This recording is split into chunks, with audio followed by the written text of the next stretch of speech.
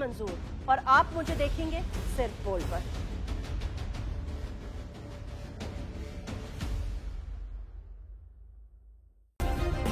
Subscribe करें और bell दबाएं ताकि कोई खबर रह न जाए।